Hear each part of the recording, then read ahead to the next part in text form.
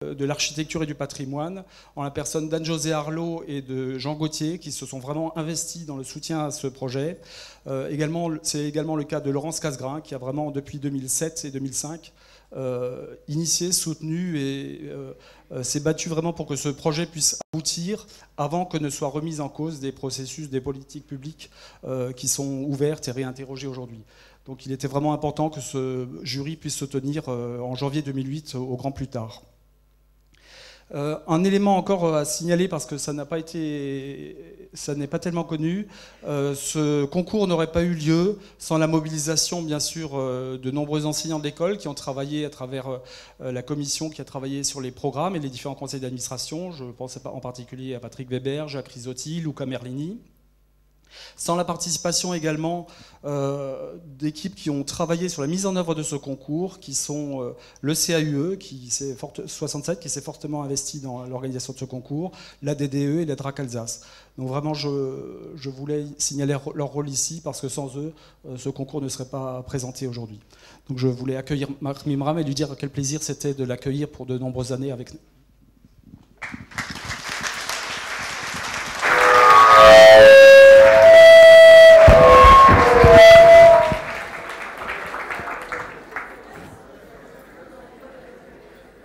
Bonjour. Vous êtes sûr que c'est bien?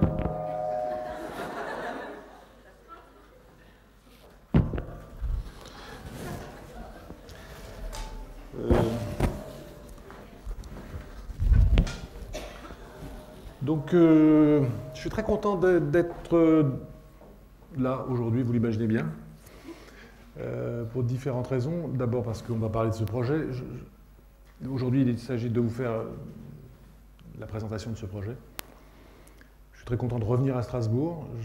Je n'ai pas gardé que des mauvais souvenirs de mon passage ici. Et en tout cas, je suis très content d'avoir fait ce que j'y ai fait. Et je ne pensais pas y revenir dans ces conditions. Donc, je suis très content de cet accueil. Et puis, je suis très content d'imaginer construire une école d'architecture où les étudiants sont si enthousiastes et viennent avec une telle ardeur au cours. Non, les amphis sont toujours pleins ici, on m'a dit. J'en ai la preuve. C'est vraiment bien de savoir que les étudiants sont toujours... ah non, c'est rare quand même. Parce que...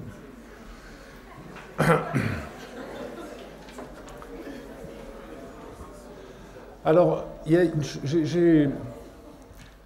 toujours revendiqué, j'ai toujours trouvé qu'il était totalement absurde. Il y a quelque chose qui fait un Larsen. J'ai toujours pensé qu'il était absurde de rendre anonymes les concours d'architecture. L'architecture n'a rien d'anonyme, c'est un acte d'engagement. C'est un engagement que l'on veut partager et c'est un dialogue qui commence avec le projet. Donc j'ai toujours pensé qu'il était absurde que cette loi idiote, en France particulièrement, parce qu'elle n'est jamais appliquée ailleurs. Enfin, moi, je ne l'ai pas vue ailleurs. Enfin, parfois, mais pas aussi scrupuleusement qu'en France. Et donc, cette idée d'avoir un jury avec un oral me paraît toujours indispensable. Je n'avais jamais pensé faire un oral devant un jury aussi nombreux. Donc, j'apprends aujourd'hui que vous ne connaissez pas le projet. Et donc, la critique est ouverte. Allons-y. On va essayer, comme vous êtes essentiellement étudiant en architecture, on va essayer non pas de faire un grand discours sur mais peut-être plutôt vous parler d'une démarche de projet, une démarche qui n'est pas aboutie puisqu'elle est dans une phase de concours, et vous expliquer. C'est assez difficile parce que même devant mes étudiants, j'ai jamais fait ça, quoi, de leur expliquer ce que je fais. Enfin, oui, c'est un peu compliqué, mais c'est pas mal. On va tester. J'ai plutôt l'habitude de corriger dans les étudiants que d'être corrigé. Alors, allez-y. Vous pouvez m'interrompre quand vous voulez, mais peut-être à la fin, c'est mieux.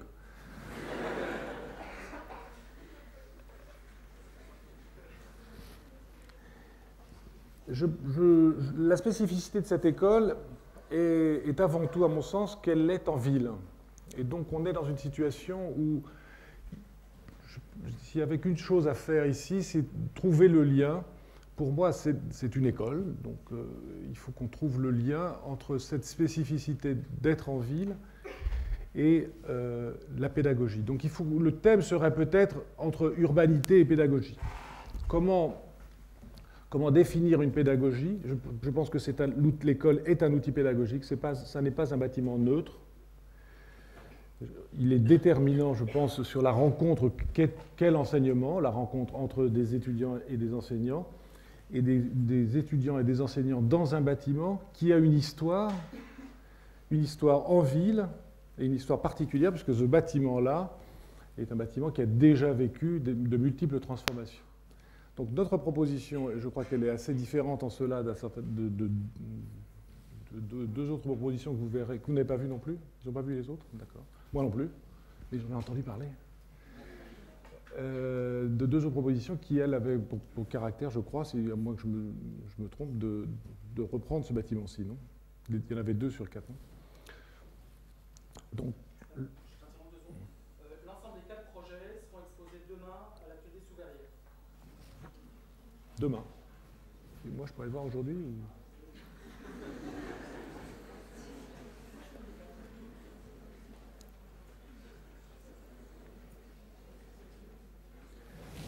Être en ville, c'est donc participer à cette stratification. C'est une stratification historique, au sens où la ville se construit sur elle-même.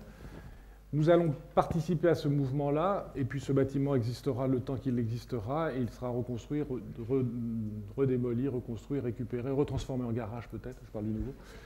Et donc il faut s'interroger sur cette histoire en mouvement et commencer à s'immiscer, se glisser dans cette ville de manière très, comment dire, j'allais dire presque violente, puisque l'architecture est... Il n'y a pas d'architecture qui soit cachée, camouflée, inscrite, comment dit-on, cette idée qu'on pourrait ne pas la voir. Je pense que l'architecture est d'une certaine manière un acte de violence en ville. Il se construit, il transforme la ville. On assume cela très naturellement. Mais pour autant, ça n'est pas dans une violence affichée, mais plutôt dans une relation raisonnée avec l'existant. Alors, je vais juste vous parler de la méthode. Donc, le bâtiment existant est celui-ci. Le nord est dans le prolongement de l'avenue, le boulevard du président Wilson. Le bâtiment existant est celui-ci, vous connaissez mieux que moi. Il y a une poche ici de résistants. Et il y a le nouveau bâtiment se développe ici, à l'emplacement de ce bâtiment que vous connaissez qui est en face de nous. La première chose est liée à la contrainte urbaine, que je trouve très, enfin, je ne vais pas la qualifier ni de bien ni de mal, mais de très présente ici. La contrainte autour de ce bâtiment, de prospect, de covisibilité, de hauteur, etc., est très très forte. Et on va en parler beaucoup parce que je pense qu'elle conditionne beaucoup le projet. Et d'une certaine manière, l'accepter, la détourner, c'est se mettre en ville. Alors, commençons par là. Sur la rue Molle, il y a un gabarit de 12 mètres. Ensuite, il y a un pan à 45 degrés. Ici, il y a un nouveau pont à 45 degrés. Il y a sur une épaisseur de 15 mètres ici, une épaisseur de 20 mètres ici. Et on peut monter à 18 mètres ici, puis on peut monter au-dessus grâce à cette coupe à 45 degrés. On peut monter jusqu'à 25 mètres ici. Ça veut dire que tout seul, ça c'est une sorte de gabarit enveloppe. Et ce gabarit enveloppe, on l'a pris comme étant, disons, une condition à maximaliser. C'est-à-dire, comment est-ce qu'on pouvait faire dans ce projet qui est assez contraint. La surface, pour vous donner une ordre de grandeur, la surface de ce bâtiment-là est un peu supérieure à celle qui existe aujourd'hui, 4400 m² hors œuvre. Donc c'est à peu près la même taille de bâtiment, on double à peu près le bâtiment existant. Donc il fallait trouver dans cette contrainte-là de volume la manière de réaliser l'espace le plus généreux possible. Donc je commence par la cuisine, voilà, par l'arrière-cour, parce que ça me paraît conditionner totalement ce projet. On a respecté ce gabarit ici. On a respecté dans cet alignement-là un retour qui était avec cet angle-ci, tandis que l'autre retour sur le boulevard du président Wilson se faisait ici avec cet angle, à 90 degrés. Et ensuite, on est monté au-delà des 45 degrés avec une hauteur de 25 mètres, 24 mètres 70. Pourquoi vous racontez tout cela? Parce que c'est la condition même, disons, de la matrice du projet dans sa condition urbaine. Voici le bâtiment tel qu'il existe aujourd'hui. On installe ce socle, qui est celui où se trouvent les... On va y revenir, la cafétéria, le hall, etc. On installe le bâtiment dans le premier corps de bâtiment dans cette hauteur limitée à 12 mètres et un niveau de référence qui se trouve être ici au premier étage. La passerelle, vous verrez ensuite, cette passerelle est surmontée d'une autre passerelle, celle-ci est couverte, tandis que celle-ci est ouverte au deuxième étage. Ensuite, on installe le nouveau niveau de maximum qui a été fixé, je crois, par l'ABF, non? Le 18 mètres, et qui, lui, est aligné dans la perpendiculaire au boulevard Wilson. Vous voyez ici comment les choses s'agencent les unes par rapport aux autres. Et puis ensuite, la troisième hauteur qui est fixée inférieure à 25 mètres, qui est demandée comme étant un attique en retrait. Alors, ça veut dire que dans cet alignement existant, on va organiser, superposer des éléments qui sont composés à partir de cette règle urbaine. Et ce qui est très étrange, c'est de penser que la règle urbaine puisse, fondée évidemment sur la conservation, puisse permettre de faire à partir de cela. Et peut-être même, d'une certaine manière, ceux qui ont écrit la règle ont pensé, de manière peut-être indue, qu'ils préparaient cela. Dans l'alignement, vous voyez que cet alignement est fixé par rapport à ce bâtiment. La ligne des 18 mètres est celle qui s'aligne sur le bâtiment d'à côté. Et le partie supérieure est en retrait. Il y a un deuxième aspect qui me paraît évidemment essentiel, c'est la question de la pédagogie. Donc le programme était extrêmement précis. C'est très étrange de penser à quel point les programmes peuvent être aussi précis. Bon, c'est pas un mal, mais très précis. Nous, on construit beaucoup en Chine aujourd'hui, et pour un projet de cette taille, on aurait eu un demi A4. Là, on a eu... bon. Ça veut dire que l'engagement de l'école à travers le programme est très fort. Il suppose une pédagogie, il présuppose une pédagogie dont j'imagine qu'elle a fait l'objet de nombreux débats, de nombreuses soirées, parfois houleuses, et donc on l'a pris comme tel. Pour autant, il faut que cet outil permette une réinterprétation, l'outil école, une réappropriation, une mise en partage de lieux qui sont aujourd'hui destinés à une forme de pédagogie qui peut évoluer demain, et des allocations spatiales qui peuvent évoluer très rapidement. Alors, si on se prête à ce jeu-là, je vais vous expliquer comment on a fait pour creuser ce bâtiment, pour faire en sorte qu'à partir de cette enveloppe qui a été prédéterminée, on pouvait transcender ce qui était sous-jacent en laissant l'avenir le plus ouvert possible, mais à travers quelques actions qui me paraissent essentielles. On fixe à l'angle du boulevard Wilson et de la rue Molle ce qui paraît être un prolongement naturel de l'espace public avec la cafétéria, le hall, et les accès la salle d'exposition et les accès aux amphithéâtres. Les amphithéâtres se retrouvent en dessous, en accès direct depuis le hall, et puis avec une cour intérieure qui, elle, descend jusqu'au niveau -1, qu'on verra ensuite, et qui permet un éclairage naturel de cette partie. Ensuite, les espaces d'enseignement s'organisent autour de deux grands pôles pédagogiques, enfin deux grands modes pédagogiques, celui des cours, des amphis, et puis celui des ateliers. J'enseigne à la fois l'un et l'autre, et je pense qu'on ne peut pas, dans une école d'architecture, valoriser l'un aux dépens de l'autre. Et j'ai vécu et j'ai vu dans beaucoup d'écoles à quel point les cours magistraux étaient parfois sous-valorisés au profit des projets d'architecture. Et je pense que ça n'a aucun sens, et l'inverse non plus d'ailleurs. Donc il m'a paru important de faire deux choses. La première, c'est de rendre possible l'enseignement complet de l'architecture dans ce nouveau bâtiment, parce que pendant un certain temps, il va falloir habiter celui-là avant d'habiter les deux. et surtout de faire en sorte que dans cet ensemble-là, dans ce nouvel ensemble, on puisse avoir à la fois des cours et en même temps du projet. Et donc, le niveau de référence, c'est le niveau 1, qui est le niveau à travers lequel on rejoint l'ensemble par l'intermédiaire de la passerelle. Donc, on a décidé qu'à ce niveau-là, on mettait à la fois les enseignements, une partie importante des enseignements magistraux.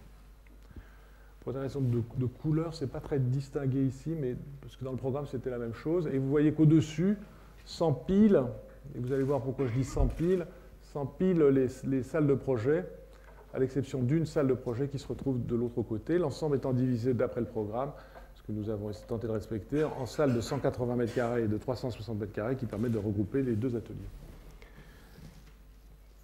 Ensuite, une intervention majeure dans le bâtiment existant, là où vous êtes, vous ne serez plus, puisqu'on a basculé les amphithéâtres ici, dans le nouveau bâtiment, et donc on a décidé de casser cet amphi pour lui redonner la double hauteur, ou lui donner plutôt la double hauteur, et permettre à la rampe de trouver un sens particulier dans cette double hauteur avec la médiathèque et la bibliothèque qui se trouverait sur ce nouvel ensemble sur 2 niveaux. Vous êtes triste à l'idée de rester dans cet amphi. Je l'entends. Ensuite, on a disposé un certain nombre de services communs au long de ces parcours, principalement au niveau 1 et au niveau 2, qui sont les niveaux de rencontre. Et puis, au-dessus se trouvent les enseignants et la partie chercheur, et la partie administration, la logistique se développant, la logistique se développant à travers le bâtiment, j'y reviendrai, et l'administration dans la partie supérieure. Donc voilà le projet, tel qu'il est à partir de la lecture du programme dans le cadre, disons, dans le cadre strict de ce programme. Et là, notre action est la plus importante, et c'est pour ça que je reviens sur cette question du rapport entre l'urbain et la pédagogie, c'est qu'à ce moment-là, ce qui me paraît le plus important, c'est de vous obliger, vous, à vous mettre un peu en péril, de vous obliger à vous mettre en regard de l'un de l'autre, dans un lieu de partage qui est pour moi tout le cœur du bâtiment. C'est-à-dire, au centre du bâtiment, on va essayer d'ouvrir le plus largement possible les espaces, peut-être même qu'en rediscutant avec les enseignants, si on peut encore regagner, enfin à partir du programme, regagner des espaces communs, ça me paraît très important, c'est de dilater, autant que faire se peut, tout ça est très contraint, hein, à la fois réglementairement, urbainement, réglementairement du point de vue urbain, mais aussi du point de vue incendie. Mais l'idée, c'est d'ouvrir le centre, de l'ouvrir ici, au cœur du bâtiment, à l'intérieur de la passerelle. Pour moi, la passerelle n'est pas un lien ombilical entre ces deux bâtiments. C'est quelque chose de très profond qui rentre à l'intérieur du bâtiment existant et qui va dans le bâtiment Rumol tout à l'intérieur, et qui se retourne pour revenir en ville. Donc c'est une traversée à la fois de circulation, de transparence et de lumière, d'ouverture sur la ville, et surtout un lieu pédagogique. Alors c'est ce lieu pédagogique qu'on a voulu créer. Je n'ai jamais eu aucune discussion avec les gens de l'école ici, donc je ne sais pas comment ils l'ont vécu ou lu à travers le rendu, là, mais je vais vous tenter de vous l'expliquer. Voilà ce qu'eût été, c'est des documents qui ne sont pas là, hein. Voilà ce qu'eût été les circulations, même pas les circulations nécessaires, parce que ici, cette partie-là n'était même pas nécessaire, enfin pas dans son entier. Ici, ça permet de rejoindre les escaliers de sortie de secours, donc c'est utile. Et voilà, à partir du projet de base, ce que l'on aurait pu faire.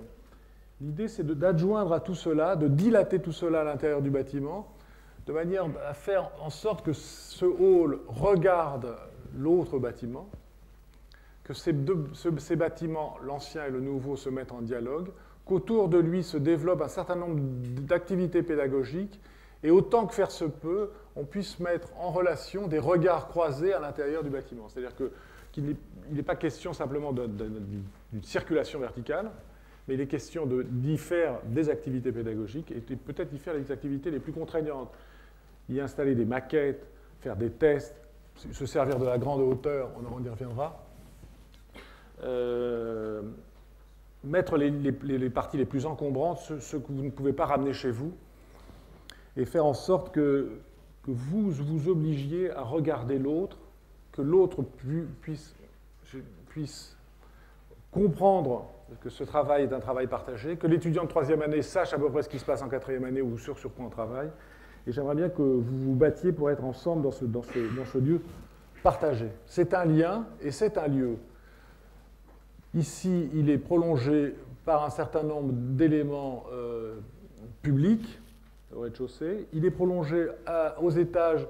On a splitté tout ce qui était de l'ordre informatique en dehors de la salle principale. On a mis parce que je pense que l'informatique n'a plus de raison d'être dans un grand bâtiment, dans une grande salle commune.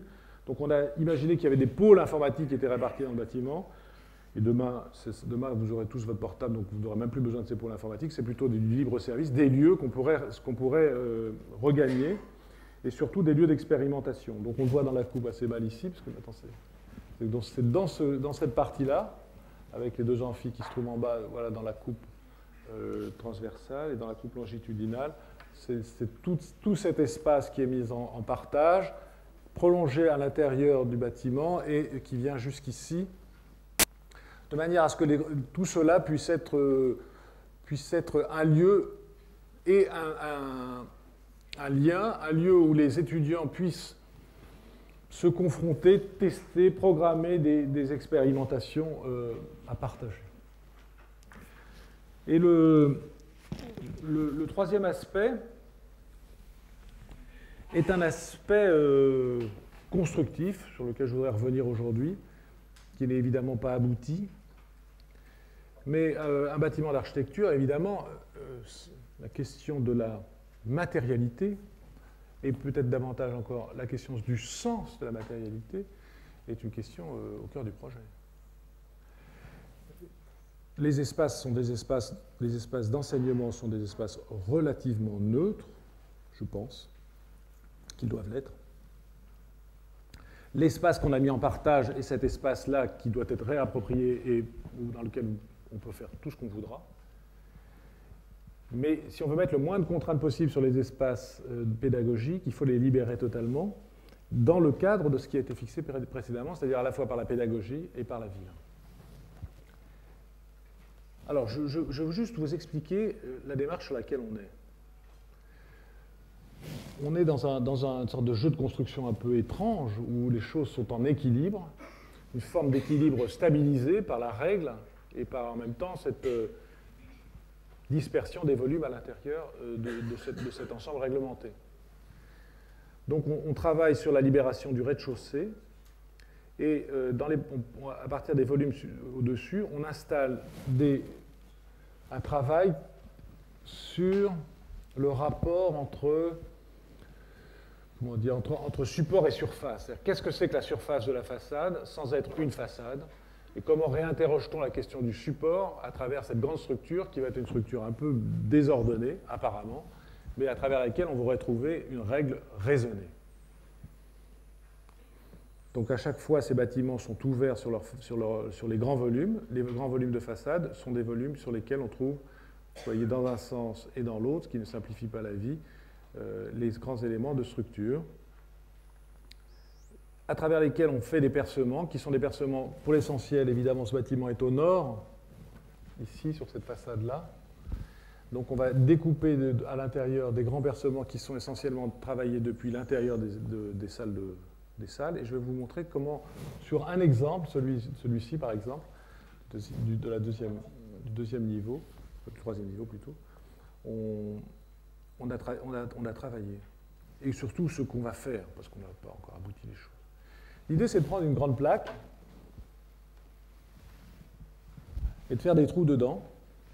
Alors ces trous dedans ne sont pas aléatoires, ils sont liés à un certain nombre de raisons que j'évoquais, notamment dans la relation intérieure-extérieure. Et puis les trous positionnés dans cette plaque est disposée sur un certain nombre d'appuis, et donc il y a des contraintes qui sont liées à la distribution des efforts à l'intérieur de cette surface qui va devenir un support, dans un sens et dans l'autre. Donc on installe les membrures inférieures et supérieures, les membrures verticales, celles qui permettent le transit des charges. On installe les grands percements. On a un lien structurel entre le haut et le bas le plus simple possible, mais il y a un problème, c'est qu'à un moment, ça commence à devenir désordonné tout ça.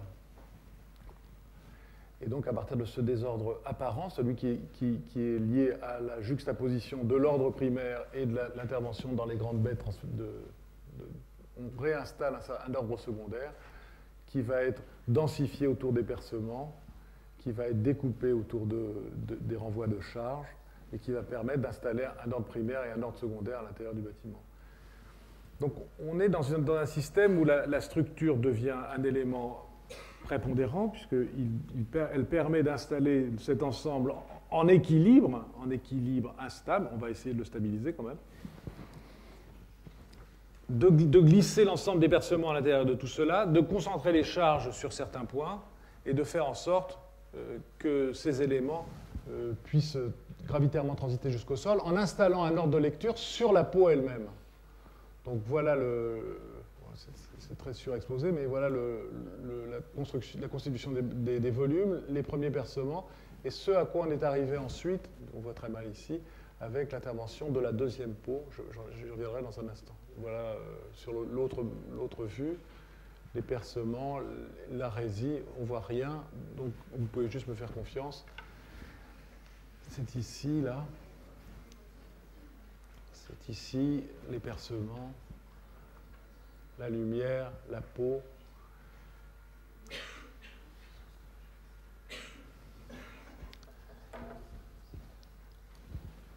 Je voudrais qu'on puisse parler de cela, parler de ces plaisirs-là. Pour moi, l'architecture, c'est avant tout un art de la transformation.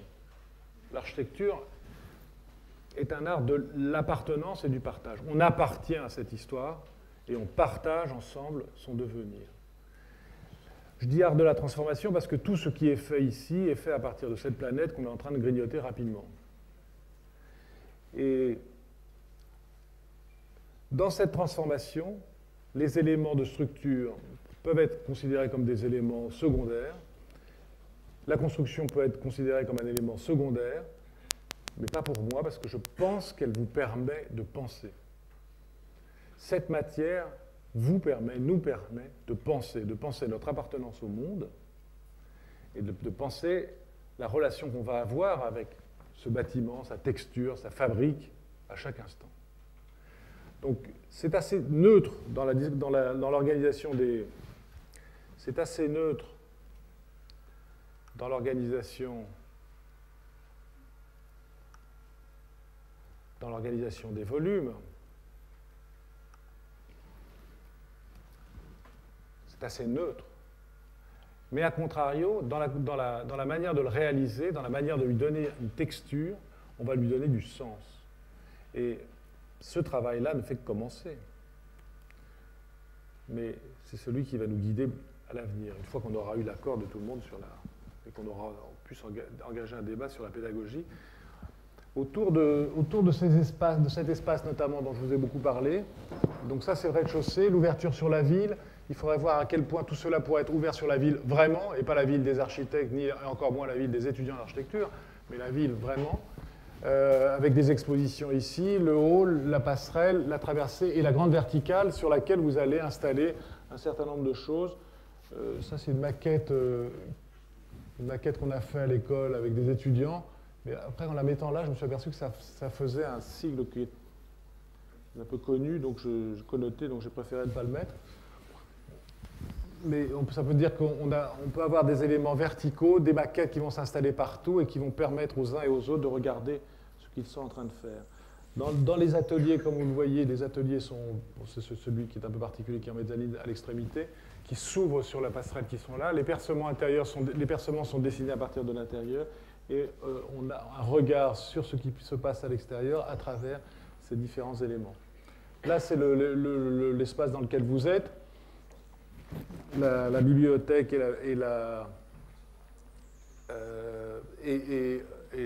qui s'installe à l'intérieur de la rampe, sous cette verrière qu'il faudra requalifier. D'un point de vue proprement stratégique, on a décidé puisque les deux bâtiments étaient à peu près de surface égale, de mettre 2/3 du budget dans l'un et 1/3 du budget dans l'autre. Le tiers du budget, c'est à peu près celui-ci. Peut-être qu'à la fin, ça deviendra même 3/4, 1/4. pour des raisons très personnelles, que je partage, j'imagine, avec les étudiants, avec la direction de cette école, je m'engage à essayer de faire en sorte que ça rentre dans le budget. Et donc, je pense que la stratégie pour ce faire, c'est justement de faire en sorte que dans le bâtiment existant, dans le bâtiment neuf, pardon, on puisse mobiliser l'ensemble des énergies nécessaires à la construction de ce bâtiment dans une enveloppe plus large que celle du bâtiment existant. Et c'est aussi pour cela qu'on a considéré qu'il ne fallait pas démolir ce bâtiment-ci. Ensuite, on travaillera sur cette peau. Cette peau est une peau un peu particulière, qui a un certain nombre d'épaisseurs, puisqu'elle est isolée, elle est structurelle, comme je vous le disais. Elle doit être un instrument pour voir et en même temps pour refléter, prendre plutôt que refléter, prendre la lumière, et prendre la lumière du nord.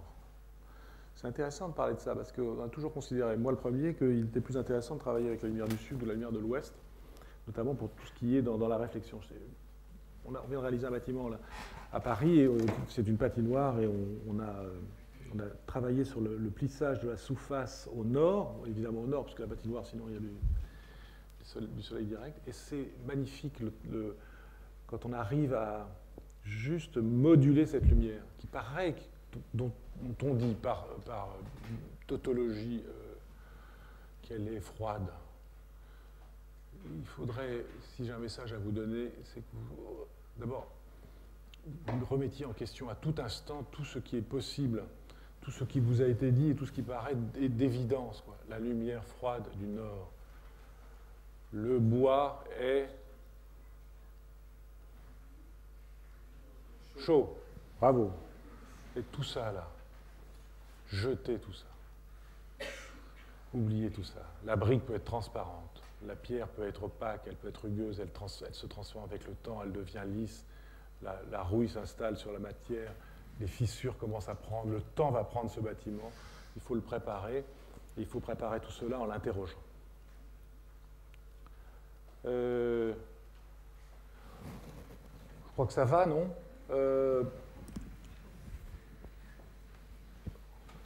Rapidement, donc les deux amphis qui se font face au rez-de-chaussée, au niveau rez-de-jardin, puisqu'on creuse ici, et qui permettent de retrouver une unité, notamment pour les confs.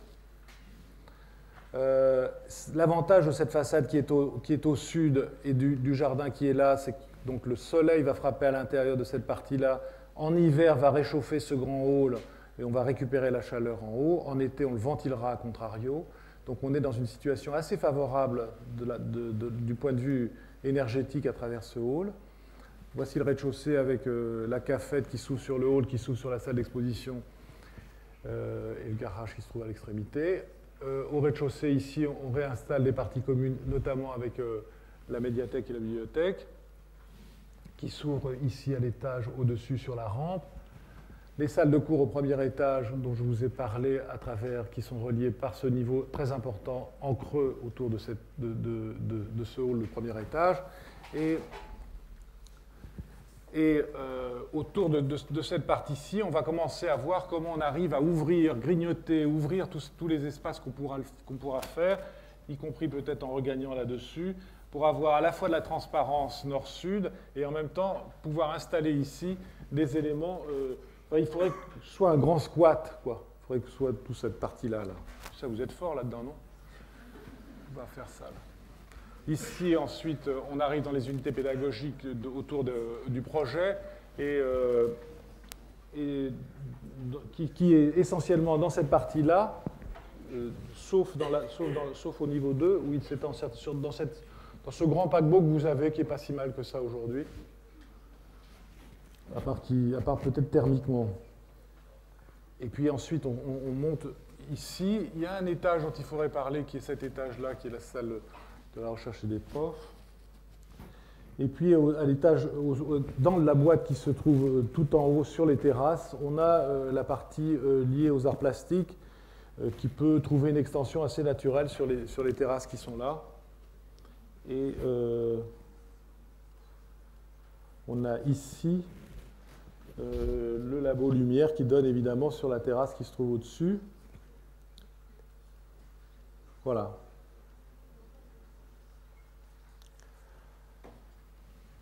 Alors, après ce grand oral, comme on dit,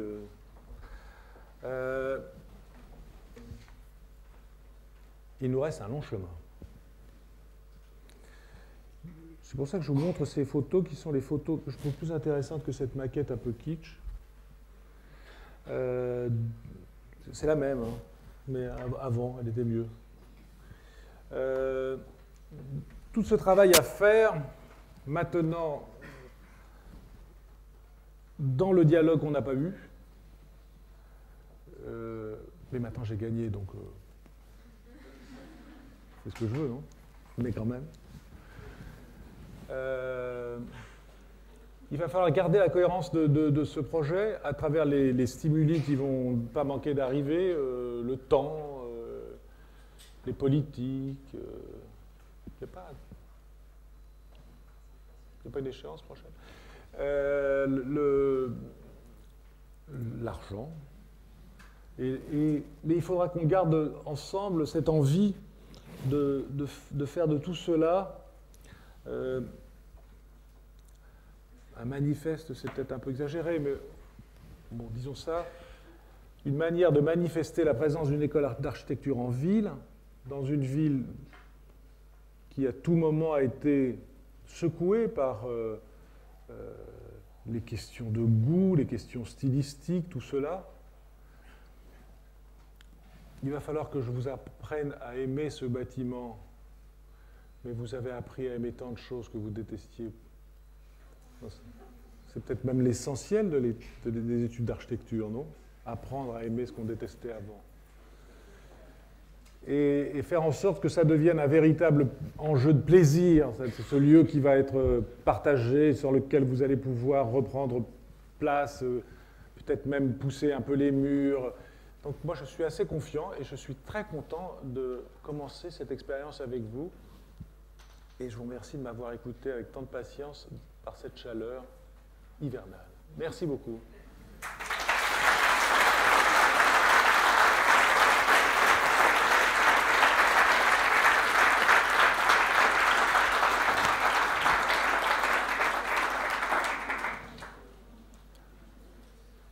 Qui ouvre le feu? Allez-y. C'est une question de forme architecturale, de concept général. Vous avez conservé notre bâtiment. Ok. Vous créez ce bâtiment comme une espèce d'embillage, de jeu de construction. Quel est le sens que vous donnez à cette forme-là, de ce nouveau bâtiment? Quel est le sens? Il va falloir que je recommence parce que... Dans le sens, on va dire, Ouais. Je suis assez préoccupé par cette question et je pense qu'elle est d'importance.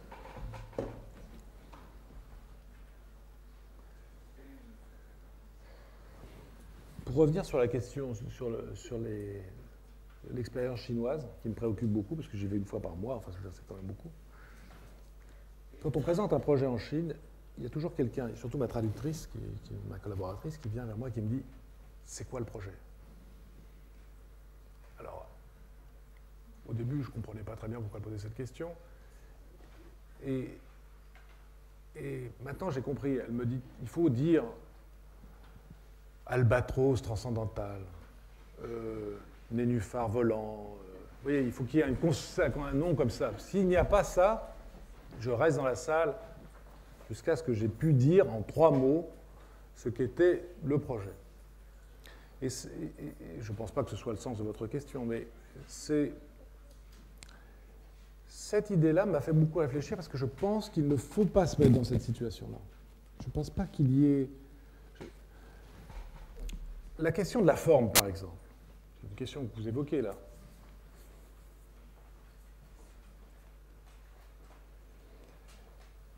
La question de la forme, c'est comme l'amour, quoi. Il ne faut pas se poser de questions.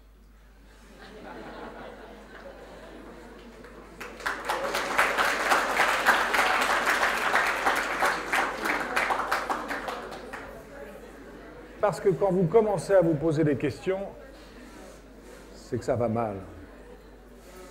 Je veux dire, la question de la forme, elle ne peut pas être elle peut pas être portée par elle-même. Donc je me refuse à cela. C'est pour ça que je ne pensais pas qu'on serait dans cette formation-là aujourd'hui, mais je suis très content de l'avoir fait.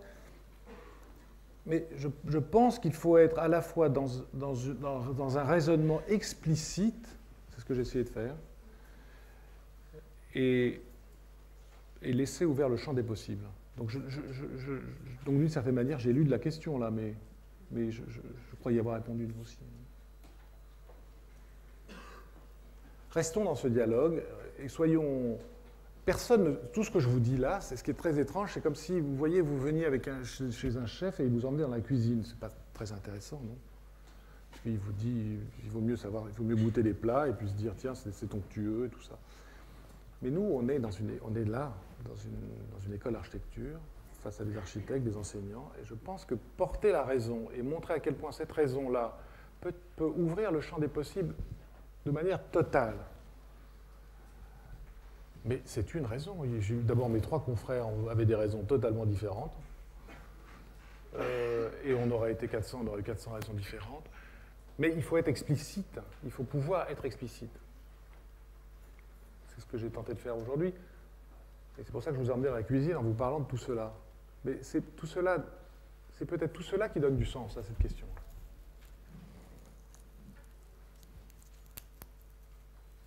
Mais on parlera de la forme autant que vous voudrez.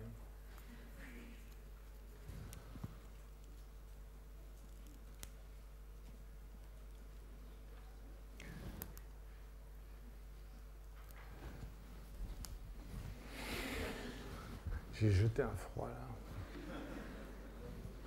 Oui.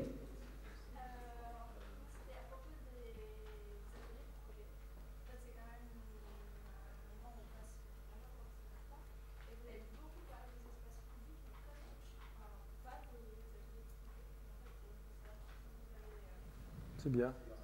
Il n'y en a pas.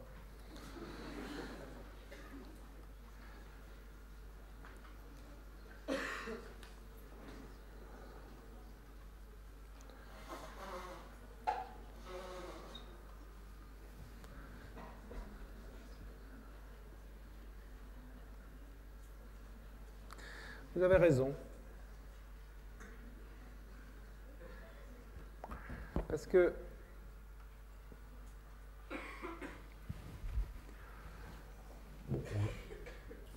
tout prof et architecte praticien rêve de construire une école d'architecture. C'est comme voilà, un musicien qui veut faire...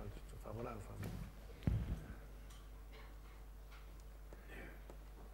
et pourtant, il y a pour moi une sorte d'équilibre à trouver entre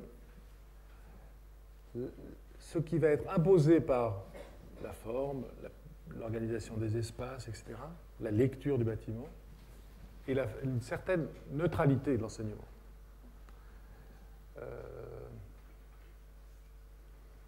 À un moment où la théorie se perd, et où la doctrine se perd, je ne suis pas sûr qu'il faille, à contrario, que les espaces de l'enseignement de l'architecture soient doctrinaires, au sens où ils s'imposeraient comme étant extrêmement sophistiqués. On a tous, pour des raisons parce qu'on est un peu plus âgés que vous, on a tous entendu parler, vécu dans des... Enfin, moi j'ai enseigné partout, et je peux vous dire que j'ai enseigné dans des endroits qui étaient dans, je sais pas, des garages, à Sayac, c'était un garage, à Princeton, c'était une université avec des amphis, enfin, et des espaces ouverts. À Lausanne, c'était dans une ancienne école, et puis après ça, c'est passé dans une nouvelle école, mais tu as connu les anciennes écoles, c'était aussi des grands espaces industriels. Je pense qu'on peut enseigner l'architecture à peu près n'importe où. Ça ne veut pas dire que n'importe quel espace sera adapté à l'enseignement de l'architecture. Mais ça veut dire, je voulais cette longue introduction pour vous dire que je crois à une certaine neutralité de l'espace de l'enseignement du projet. A contrario, je vous ai parlé de l'espace public et du partage, parce que je pense que ces espaces-là sont les lieux où vous pourrez mettre en partage ce qui... Vous pourrez sortir de l'atelier. Il faut que vous sortiez de l'atelier. Le premier pas dans cette sortie de l'atelier, c'est dans ces lieux que vous allez partager. Et puis le deuxième, c'est d'aller en ville, et donc cette école est en ville.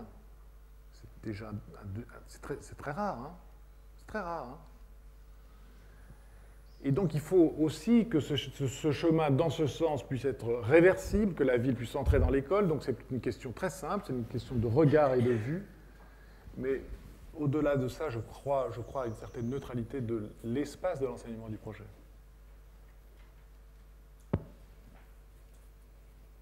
Mais ce point de vue peut ne pas être partagé.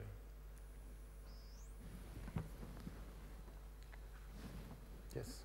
Tu enseignes dans une école qui est fondée un peu autour du concept de l'atelier résident. C'était une des données du projet. Comment tu l'articules?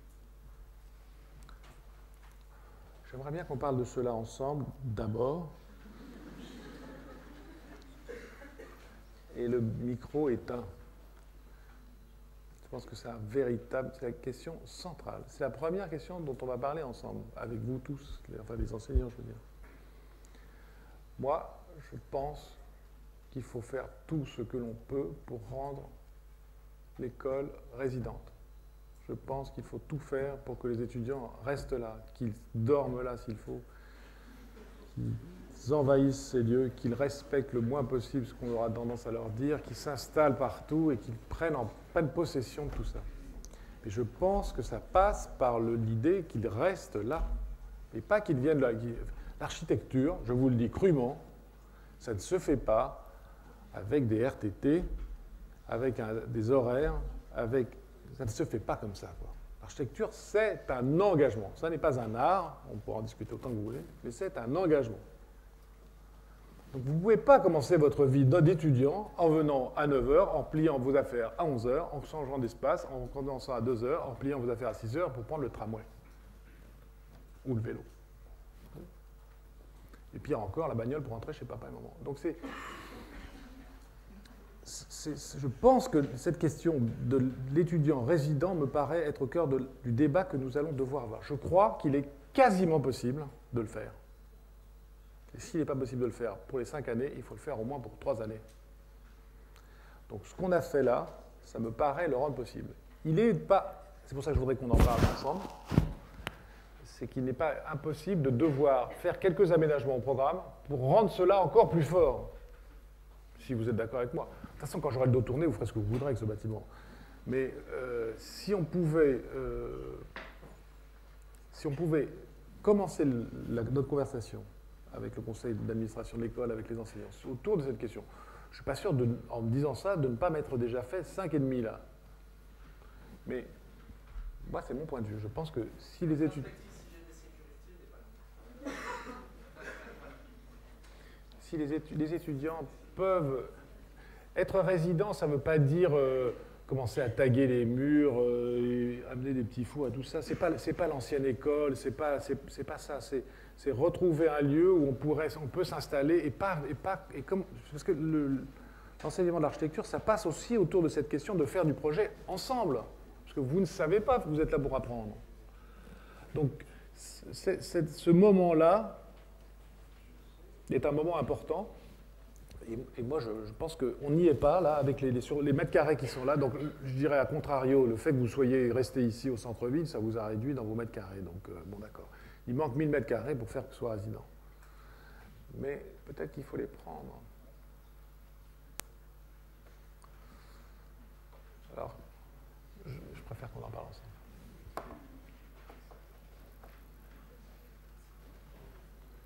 Yes? Vous m'entendiez aussi mal que je vous entends?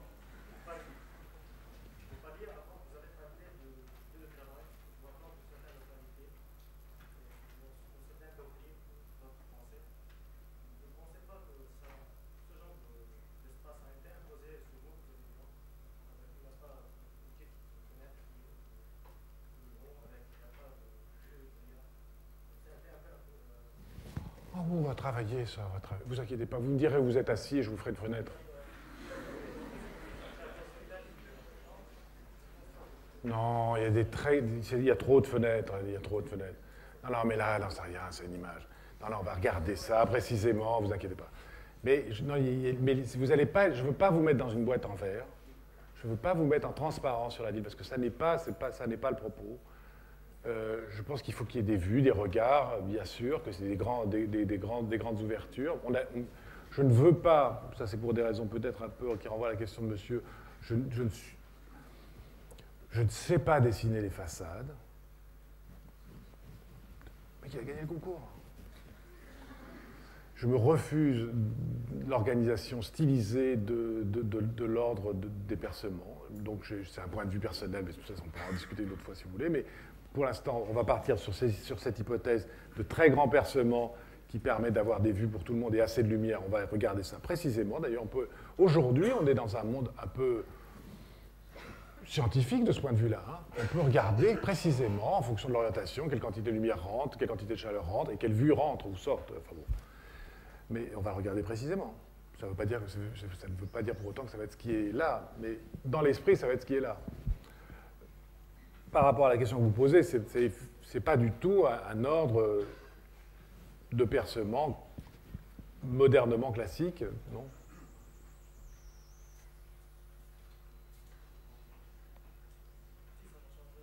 Non, ça ne va pas changer tant que ça, vous inquiétez pas.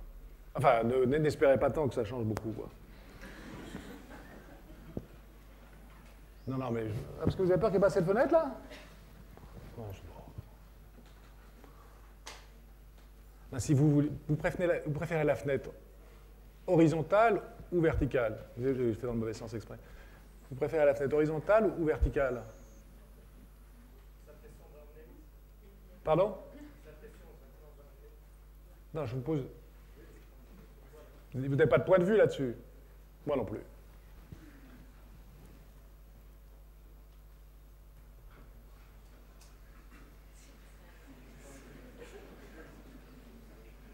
Non, mais il y a des gens qui ont un point de vue. Oui? J'ai une question un peu sur les espaces informels. Donc, là, on peut dire, c'est là où, dans une école, normalement, on rencontre un peu dans une manière différente des étudiants.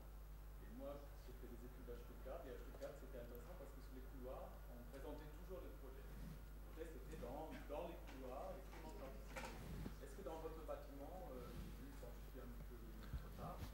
Il est venu trop tard. Je suis sûr que vous êtes venu trop tard parce que c'est exactement ça. Tout à fait. J'aime bien le...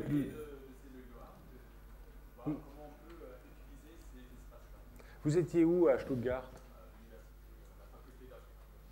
En bas ou en haut? C'est de la faculté à centre-ville. Oui, parce que là, il y a effectivement ces grands lieux-là. Mais en haut... Parce que les couloirs, effectivement, c'est deux lieux où ça se passait, et je pense dans cette école, c'est ça. c'est une expérience, ça se passe toujours derrière le mur, comme dans d'autres écoles. Et ça peut être intéressant d'avoir des espaces qui peuvent s'approprier pour utiliser ça pour des présentations. On est tout à fait d'accord. Mais c'est bien que n'ayant pas entendu, vous ayez fait cette remarque, parce que je pense que c'est à ce moment-là, par rapport à la question de mademoiselle tout à l'heure, c'est à ce moment-là que les choses basculent. C'est qu'effectivement, on va mettre l'accent là-dessus. Et peut-être qu'il faut trouver les moyens de faire en sorte que ça continue ce processus. Donc peut-être qu'il y a des mètres carrés à gagner ici ou là dans le programme, peut-être qu'on peut réarranger les choses de manière à renforcer tout cela. Sachant qu'on va être poursuivi non pas par l'hygiène, mais par la sécurité, je pense. Oui.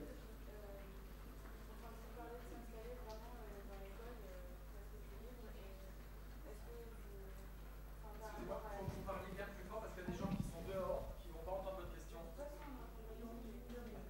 Rien? Ils n'entendaient rien dehors? Ah, mais alors attendez, on va vous donner un micro.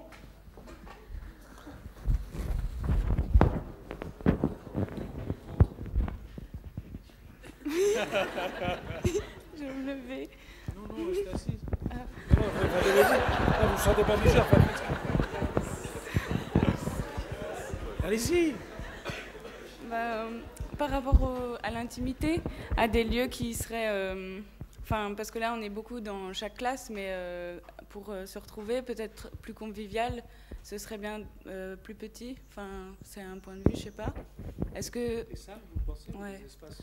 Ou des espaces, mais même la cafette ou quoi, c'est toujours très grand pour accueillir beaucoup de gens, mais peut-être... Enfin, Segmenté. ouais.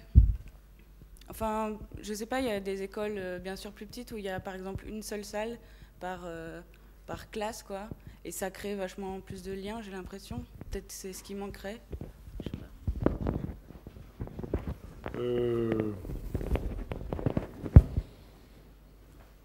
Vous êtes dans une petite école. Déjà, non? Vous êtes combien, là?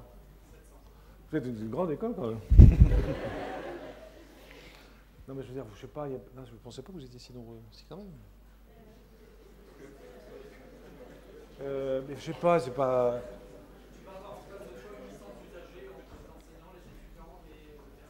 Ah oui, c'est beaucoup. Mais c'est comme chez nous, quoi. Mais je ne sais pas très bien...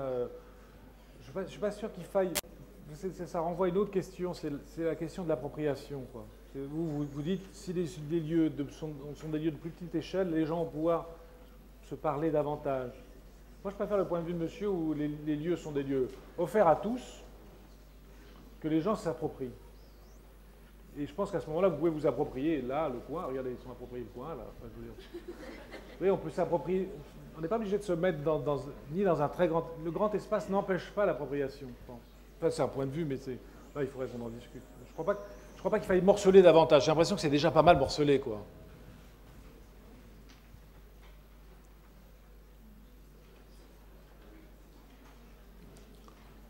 Oui? Oui. Ah, voilà. C'est ça qui sert de... C'est pas la peine, je pense, pour c'est pas. Oui, oui. Donc, je serais intéressé par le destin des actuels ateliers annexes de la rue Molle. Et ne serait-ce pas un moyen, justement, de continuer ce parasitage par l'école d'architecture du lieu entier et justement d'introduire cette idée d'école résidente avec l'espace supplémentaire que ces ateliers pourraient offrir. Donc, qu'est-ce qui se passe à cette école, exactement?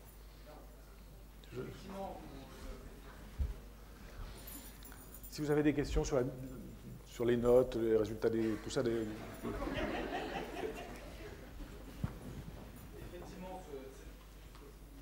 ça marche pas.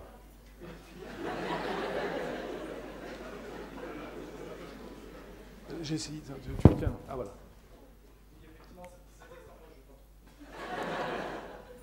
Cette extension est un des moments de la petite école. C'est vrai que désormais on est une école de taille moyenne, disons-le. Je crois qu'on est positionné entre la 10e et la 14e classe, selon les effectifs pris en compte. Et donc cette extension, Marc le disait, de toute façon il nous manquera à l'arrivée 1000 mètres carrés au moins. Donc ça on en est conscient depuis le départ. Se poser la question d'un changement complet de site, mais c'était sortir de la ville et prendre du retard dans ce projet. Prendre du retard dans la période actuelle, ça risquait d'être catastrophique. Donc on a choisi pour X raisons des questions de site, des questions de ville et des questions de calendrier de rester sur ce site. Donc d'assumer le fait qu'à l'arrivée, il manquera quand même 1000 mètres carrés, puisque je crois qu'on restera, l'objectif et le projet, c'est de rester à peu près sur la chose dans laquelle on est désormais, c'est-à-dire à 700-800. Et donc la question de location annexe continue, puisqu'il est possible qu'on va en avoir une molle. On vient de louer des locaux juste à côté, qui étaient les anciens locaux d'Alfred Peter. On attend que se libèrent des choses. Et on est en train de repérer des locations qui se font de l'autre côté de l'îlot. Donc cette extension ne résoudra pas tout. Donc on continuera d'avoir en projet une extension dans le quartier. Et je crois qu'un des mérites de ce projet, en tout cas c'était la position du jury, c'est sa capacité aussi à évoluer au fur et à mesure d'opportunités foncières ou immobilières qui pourraient se faire par la suite.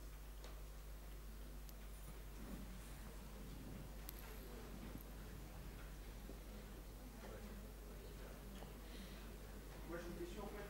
Moi, je suis un étudiant, donc.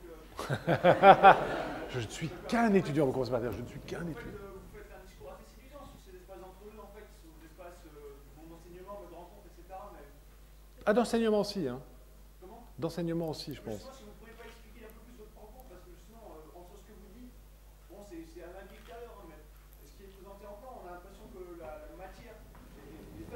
est faible. C'est un peu le discours de Alvaro Siza qui tient quand il fait l'architecture de Porto, mais la population, elle lui tient 20% de la place globale du programme.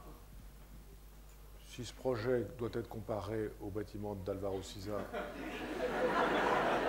ça va. Parce que c'est un peu l'idée, actuellement, on a des paliers intermédiaires qui sont justement conçus comme étant des sortes de lieux de rencontre, mais on se rend bien compte que ça marche que dans les discours. Ouais. Là, il y a un vrai problème de... Là, vous êtes face à un vrai problème de... On voit bien qu'il y a l'évolution de ce bâtiment, qu'il y a un vrai problème de sécurité, hein, avec les deux escaliers qui sont face à face, tout ça.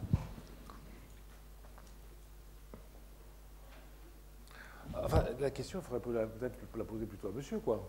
Enfin, disons que c'est un point de vue... alors, du point de vue du discours, je reviens sur le discours, de toute façon, je suis là pour ça, mais...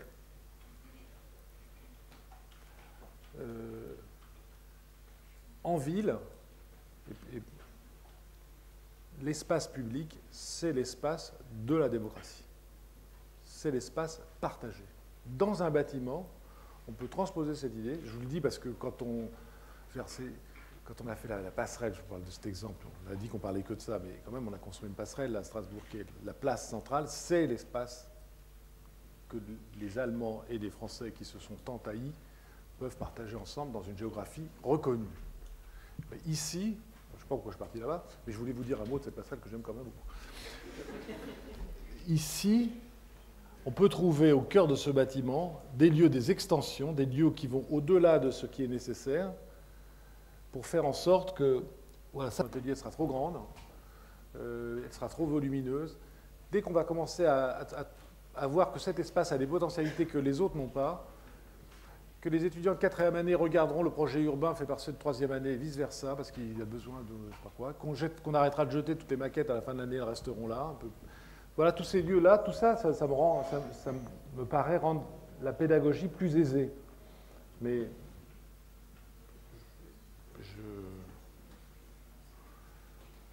j'espère ne pas me tromper.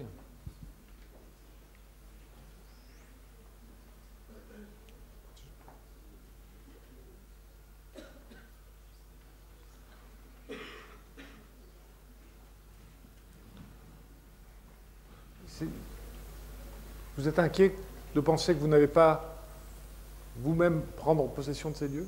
Je suis inquiet que vous parliez beaucoup des enseignants et pas beaucoup des étudiants.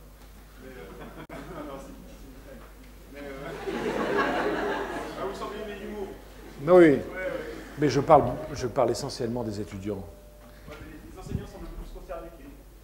Mais comment ça? Mais ils sont venus très nombreux. Et pourquoi vous dites ça de vos camarades? C'est pas gentil pour eux? Non, ils sont très concernés, les étudiants. Bon, peut-être pas les étudiants... Enfin, si, de toute façon, vous êtes concernés. Tous les étudiants sont concernés. Non, mon discours ne s'adresse pas aux enseignants, il s'adresse essentiellement aux étudiants.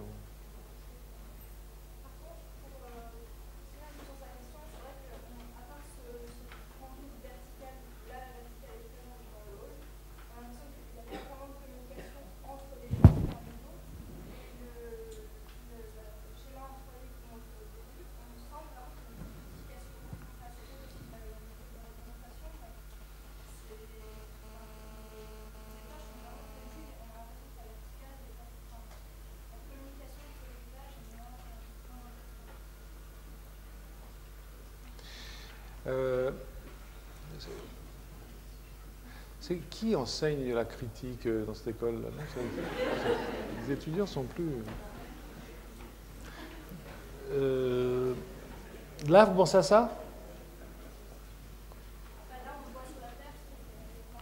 Non, mais tout ça, c'est fait pour être... Enfin, tout ça, c'est fait dans le cadre de ce qui est possible, hein, dans ce cadre de ce qui est possible réglementairement.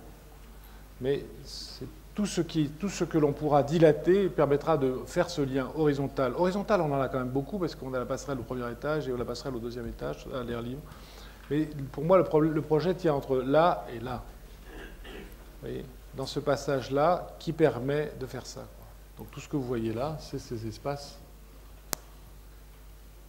Tout ce que vous voyez là, c'est ces espaces qui vont se projeter sur l'extérieur. Donc, c'est pas simplement l'horizontal et la verticale d'ailleurs, c'est l'horizontal, la verticale, et aussi la manière d'être présent en ville. Par exemple, dans ces couloirs qui sont là, ici, là la cafétéria, le retour vertical.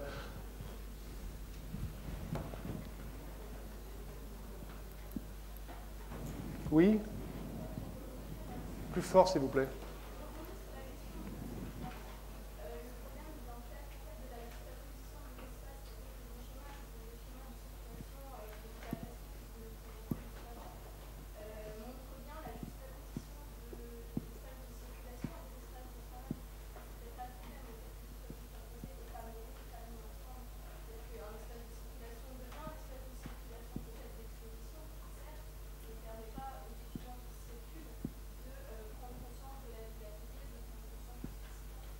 Vous pensez qu'il faut une plus grande perméabilité entre l'atelier et l'espace de circulation? Là, il faut en débattre.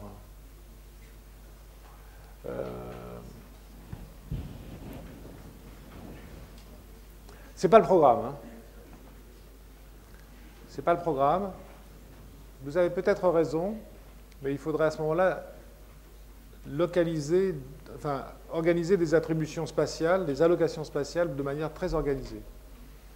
Mais vous avez peut-être raison. Je suis assez d'accord, mais pas d'accord partout, parce que j'ai vécu, enfin, si vous voulez, l'enseignement d'architecture, je dis ici ça, alors là, je m'intéresse plus aux enseignants qu'aux étudiants, mais je pense que c'est partagé, ça nécessite un certain confort acoustique. Et le confort acoustique, il est très lié à cette idée qu'à un moment, je sais pas, c'est un peu pour reprendre la question de mademoiselle tout à l'heure, que l'on soit dans un certain confinement, quoi. Moi, j'ai déjà enseigné dans des endroits où on était en train de partager des lieux. D'ailleurs, il y a même dans le programme des moments où vous devez être ensemble. J'ai l'impression que c'est un mode pédagogique dans cette école. À un moment, vous enseignez ensemble dans le même lieu. Moi, je serais enseignant dans cette école, je me refuserais à cette... Oui. Mais je pense que vous avez raison, c'est vrai que ça permettrait vraisemblablement d'ouvrir davantage un certain nombre de lieux d'enseignement, de projets sur les circulations. C'est pas tout à fait très simple du point de vue réglementaire, mais c'est pas très grave, on peut s'en débrouiller. Mais je crois que c'était pas ce qui... Enfin, je crois avoir compris que dans le projet pédagogique de cette école, qui est très... Enfin, j'imagine qu'il a fait lieu... Il a donné lieu à de nombreux débats, ça fait l'objet d'un accord qui, comme tous les accords, est souvent un dénominateur commun entre un certain nombre de points de vue antagoniques. Non, c'est pas ça. Il y a un moment, il y a des choses qui ont dû se dire. On va y revenir, je pense qu'on... Mais il faut... Moi, je crois qu'il faut entendre cette remarque et peut-être, même si vous ne le souhaitez pas, le rendre possible. Ou en tout cas par endroit. Et je pense qu'on pourrait en discuter, notamment dans le cadre de cette question des résidents. Peut-être que ça peut pas se faire dans toutes les années, peut-être que c'est mieux dans certaines années que d'autres, peut-être que dans des années où, je sais pas, en 4e et 5e année, où vous pourriez être un peu plus isolé de l'ensemble, mais ouvert entre vous. Je pense que c'est ça ce à quoi vous faites allusion.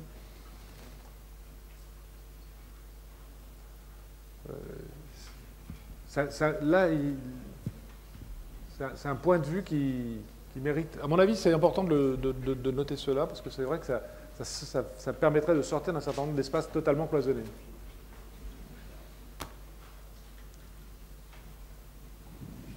Oui. J'ai une question sur la matérialité. Est-ce que vous avez des... Alors, je suis pas arrivé au début de l'exposé, je suis désolé, mais j'aimerais savoir si vous avez déjà des présupposés de matériaux, en quoi ce sera, les façades, la matérialité, les sols, les murs, les cimaises et autres. Alors, pour tout ce qui est... La question est un peu prématurée. Pas du tout. Non. Pas du tout. D'ailleurs, pour vous dire à quel point elle n'est pas prématurée, je pense qu'à partir de ce moment-là, on va commencer par ça. Indépendamment de discuter avec les uns et les autres, on va commencer. Et moi, je ne peux pas faire ça, je ne peux pas enseigner ça aux étudiants, leur dire toute l'année que la matière, ça permet de penser et faire comme les autres, c'est-à-dire commencer un projet et à la fin de se dire la maquette elle est en quoi et on répond toujours en carton. Oui, c'est une chose un peu bêtasse, quoi. Donc je réitère ce point de vue. Il faut penser le projet à partir de cette matérialité et donc de la manière dont il va réagir avec les lumières. J'ai un point de vue très très différent entre ce qui se passe à l'intérieur de ce qui se passe à l'extérieur. Je pense qu'à l'intérieur, il faut que ce soit le plus cheap possible. Je n'ai aucun point de vue design sur la constitution de vous voyez, il y a, et en ce sens, je pense par exemple à la très belle école d'architecture que vient de faire mon camarade Borel à Paris, que j'aime beaucoup, qui est un vrai copain, tout ça, mais j'ai un point de vue totalement opposé au sien sur la manière de traiter je sais pas quoi, du stucco antiquo, des teintes. Je pense que tout ça n'a pas de raison d'être. Pour rejoindre la question sur la neutralité de tout à l'heure, enfin la remarque à l'intérieur, je pense qu'à part certains espaces qu'on peut qualifier particulièrement, je pense que si ça pouvait être réellement rustre, ça me paraîtrait suffisant. Enfin, suffisant au sens positif du terme. Quant au rapport à l'extérieur, il y a deux endroits. Il faudra qu'on parle ensemble, parce que vous avez construit cette école, celle-ci, et on est en train de la retraiter sur 2 étages. Donc, comme c'est la première fois que je vous rencontre, il faudra qu'on en parle. Je suis un peu chez vous quand même. Et je pense que les architectes, s'ils prétendent au dialogue, autant profiter du dialogue qu'on... Pour ceux qui ne savent pas à qui Marc s'adresse, c'est à Michel Moretti qui est ici présent et qui est effectivement un des architectes qui a réalisé cette étude. Et donc, je pense qu'on peut... Il faut en parler, quoi. Parce qu'on doit retraiter le dessus des 2 derniers étages qui étaient actuellement la bibliothèque et qui ont été percés parce que c'était une bibliothèque et qui maintenant, n'étant plus une bibliothèque, devrait trouver d'autres types de percements. Donc il faut requalifier le couronnement de ce bâtiment. Et quant au bâtiment neuf, donc ça veut dire que sur le bâtiment existant, je pense que les interventions sur l'extérieur devraient être relativement modestes. Et sur le bâtiment existant, on va inventer. On va nouer, on va tisser du métal, on va voir comment on travaille cette peau en fonction des manières dont elle aura de réagir avec la lumière, celle du nord et celle de l'ouest essentiellement. On a prévu aujourd'hui un système de peau. Je déteste le matériau qu'on a indiqué ici, qui est du polycarbonate à l'intérieur, qui n'a aucun intérêt, parce que c'est un matériau totalement neutre. Il a juste un intérêt, c'est de constituer un fond à la vêture métallique. D'ailleurs, quand vous voyez cette maquette qui est là, et on voit bien à quel point la question de la vêture va être importante, parce que, voilà, d'ailleurs, on peut forcer le dé. Ça, c'est la maquette d'étude. Et ça, c'est la maquette que vous avez devant les yeux, là. Voilà. Et ça, c'est pas très satisfaisant. C'est pour ça que je ne l'ai pas montré. Dans le rapport entre ces bâtiments, dans l'idée que ce soit une sorte d'unité autonome. Bon, voilà. C'est pour ça que je trouve que cette maquette n'est pas très bien et je préfère celle-là. Donc il faut travailler sur la question de cette translucidité, du fond, du vieillissement, parce que la peau extérieure, par rapport à la peau intérieure, il faut l'entretenir simplement, il faut imaginer que ça vieillit. C'est pour ça que je pense que aujourd'hui, le polycarbonate, ça n'a aucun intérêt, sinon de pouvoir permettre à la peau extérieure de réfléchir par rapport à la peau intérieure. Enfin, c'est autant de travaux qu'on va mener d'ores et déjà. Donc ce seraient les murs translucides? Non. Les murs, eux, ne sont pas translucides. Les murs sont opaques. Les fenêtres sont transparentes. Les murs sont opaques. Et il y a un travail sur le rapport entre l'intérieur et l'extérieur sur certaines parties. Tout ne sera pas translucide, évidemment. Sur certaines parties. Et surtout sur la manière dont ça aura de réagir avec l'extérieur en fonction des orientations. Tout ce travail doit être fait. Il n'est pas fait, il n'est pas abouti. Avec armature acier? Avec cette forme de relecture du colombage. Je ne m'en étais pas aperçu, c'est un gars qui a dit ça à la fin, à l'agence Milieu. Tu construis à Strasbourg.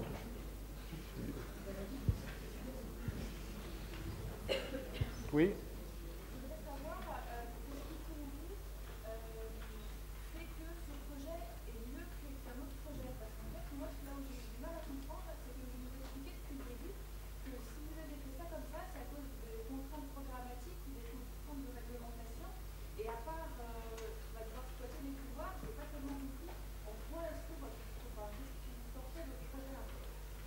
Ça rejoint la question de monsieur.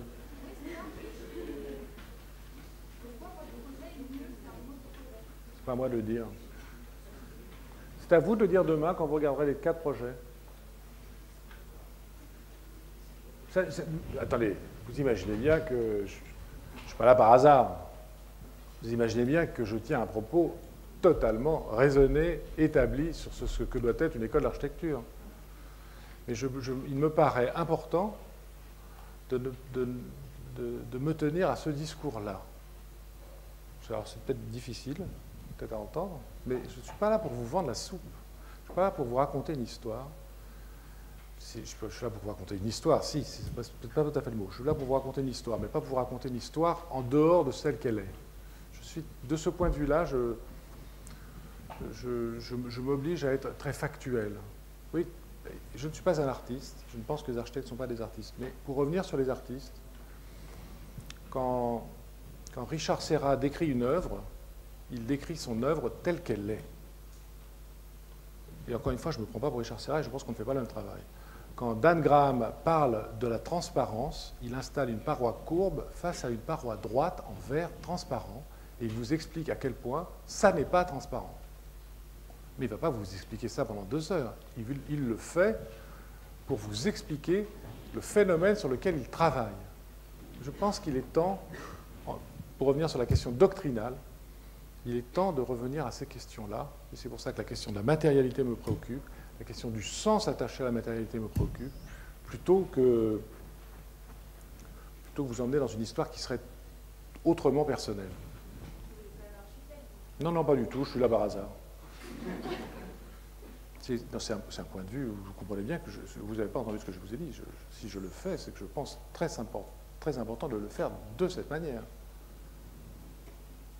Et particulièrement dans une école d'architecture, pour des étudiants d'architecture, dans une école d'architecture.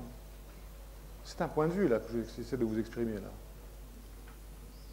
La question sur la neutralité, la question sur la mise en partage des espaces, toutes ces questions-là sont des questions qui me paraissent beaucoup, beaucoup plus importantes que tout autre discours que j'aurais pu tenir ici. Alors, je ne sais pas si vous entendez ce que je veux dire, mais je ne vous ai pas fait un descriptif du bâtiment, là.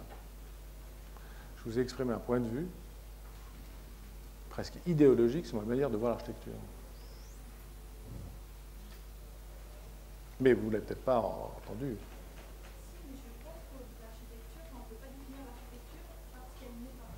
Ah non, vous avez tout à fait raison, je la décris parce qu'elle est.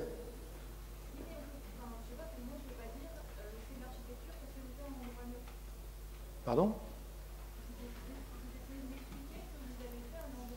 Oh bah, écoutez, enfin, je n'ai pas demandé au maire de Strasbourg s'il pense que c'est neutre, je pense qu'il ne pense pas que c'est neutre. Hein. Je dis ça au maire de Strasbourg, je n'ai évidemment rien contre le maire de Strasbourg, mais n'importe qui, vous allez voir, je sais pas, ça me paraît pas neutre, quoi. Hein. Enfin, je veux dire, c'est évident, non ?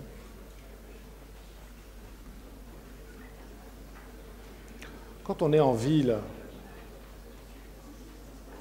quand on se tient en ville, non, c'est pas ça qui est intéressant.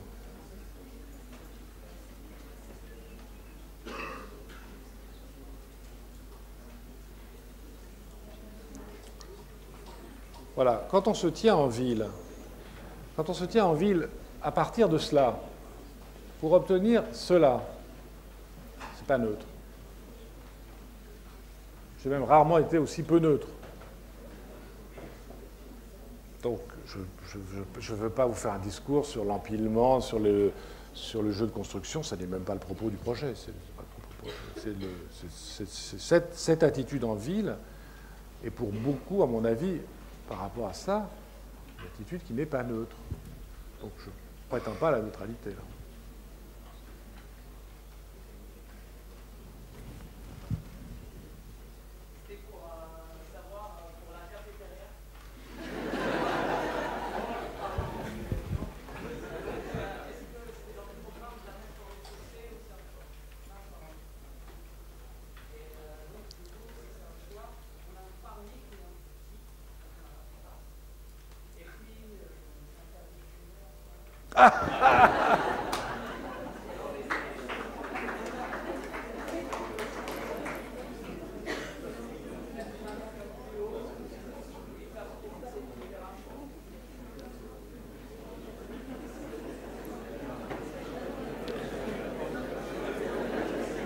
Je pense que d'ici à ce que cette école sera construite, vous aurez arrêté de fumer parce que vous n'aurez plus le choix. Non, mais je pense que c'est très important que ce qui est un espace commun aux étudiants puisse être ouvert sur la ville. Et donc la position, bon là c'est pas la bonne perce, mais la position en rez-de-chaussée sur la ville me paraît être... J'aimerais bien qu'un jour... Parce que vous êtes en ville, ne l'oubliez pas, et être en ville, c'est pas être en ville seul.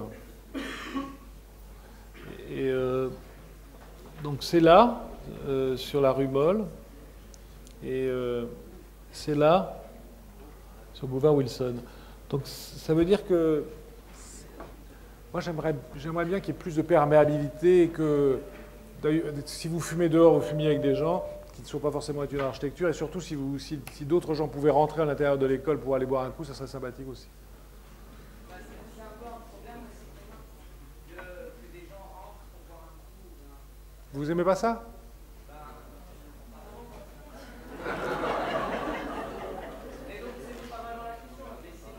Voilà, c'est la question, non? Vous aimez pas ça? Qu'un mec qui ne fait pas d'architecture rentre dans votre école? C'est pas ça la question, mais par contre... Non, si, c'est la question. Le mec qui doit rentrer à l'école, il n'y a pas de souci. Mais après, dans les réglementations et tout, ça c'est à part, c'est pas moi qui l'écris, quoi. Mais en gros, s'il voit une maquette suspendue, il aura peut-être envie de rentrer. Oui. Ça, c'est plus intéressant. Ouais. Bon, s'il voit un squat, ça c'est sûr.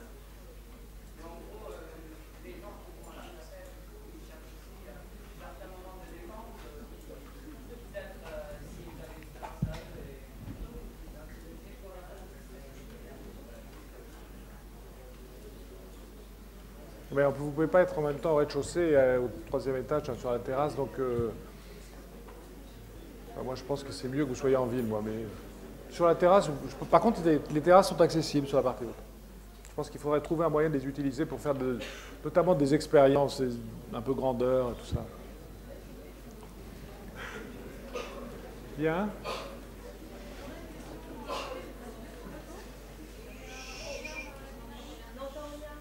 Oui? Non.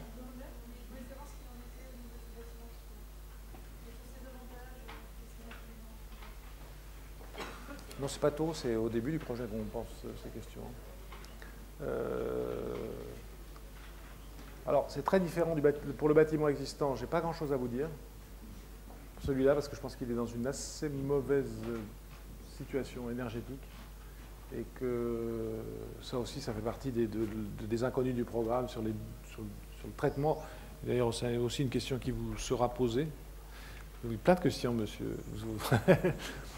C'est que si on doit doubler ce bâtiment, enfin l'isoler et le doubler par l'extérieur, ça veut dire que ça pose même un problème. On ne sait même pas comment on peut le faire, on n'est même pas sur la rue. Enfin, je veux dire, c'est très compliqué. Pour l'instant, c'est pas prévu. Moi, je pense que en plus, ce bâtiment a une écriture de percement, pour revenir sur la question précédente, des épaisseurs de menuiserie qu'il ne faudrait pas doubler, tripler. Donc c'est assez compliqué de réhabiliter ce bâtiment-là, celui-là, de manière réglementaire aujourd'hui. Et puis même matériellement, je trouve que l'enduire sur de l'isolant, moi ça me poserait un problème, donc il faudrait qu'on en parle. Donc sur ce bâtiment-là, on n'a pas beaucoup d'actions prévues aujourd'hui.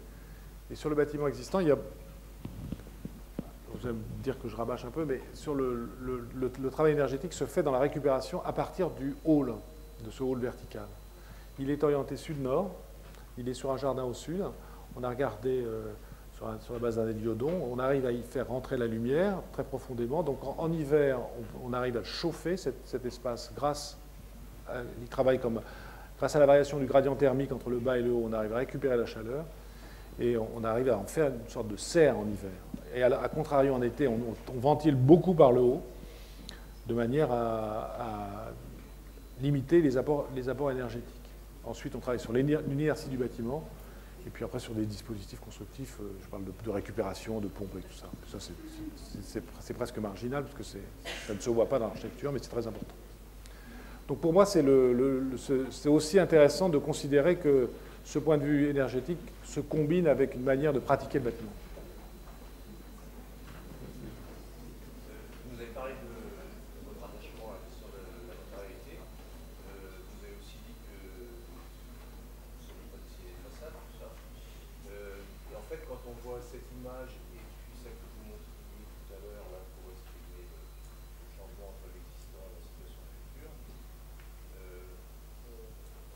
parce que plus séduit par la version où il n'y a pas de percement. Donc ce que je me demandais, c'est comment vous aviez, je ne sais pas si vous avez travaillé déjà là-dessus, comment vous allez faire pour que finalement les fenêtres soient le plus proches possible des murs. C'est-à-dire que là, elles disparaissent quasiment. Un projet de volume, quand on n'a pas les éléments,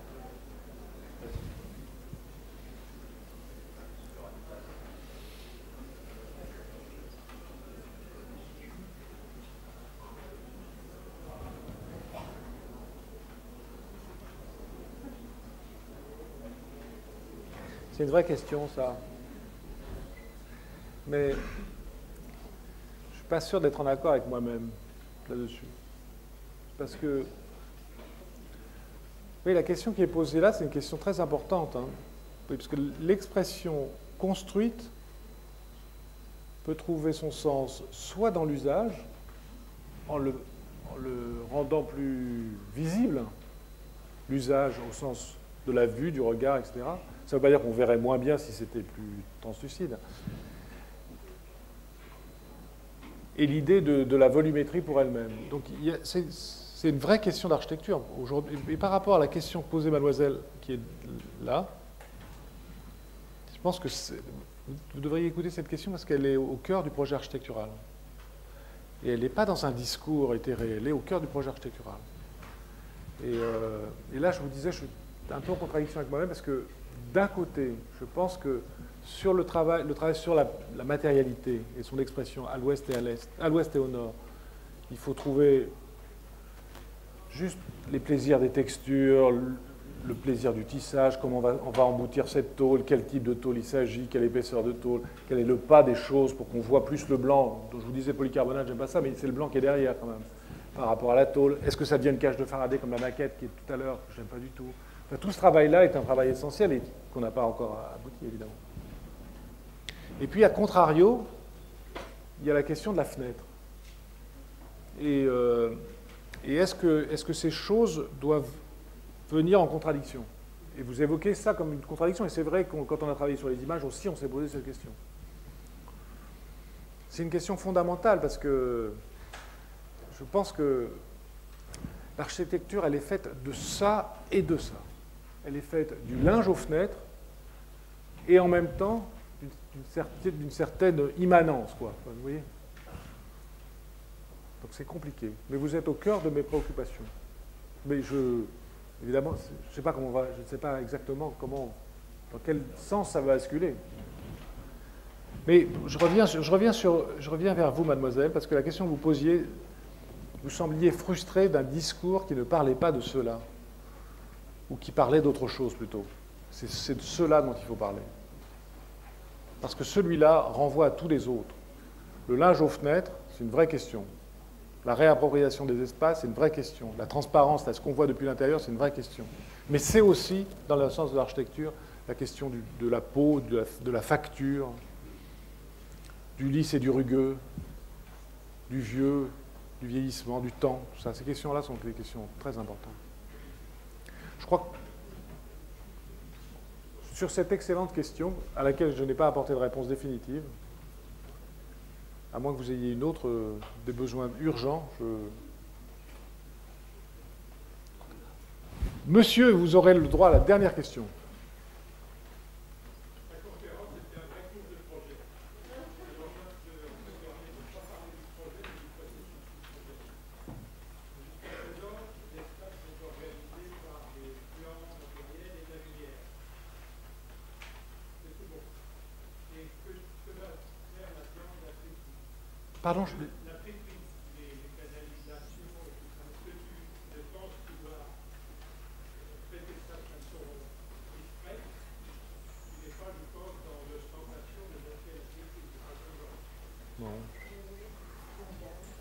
Non, j'espère ne pas... Enfin, heureusement qu'on n'a pas été jugé là-dessus parce qu'on n'a pas beaucoup avancé dans ce domaine. Non, on va essayer de ne pas être ostentatoire non plus là-dessus. Écoutez, merci de cet accueil. C'est vraiment exceptionnel comme grand oral. J'en ai passé quelques-uns, mais celui-ci était très difficile.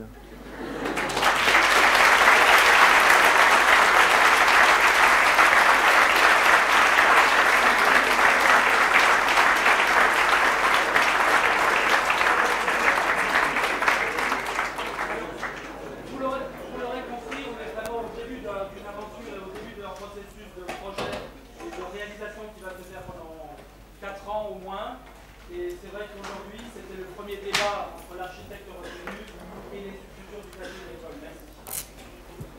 J'espère que ça aura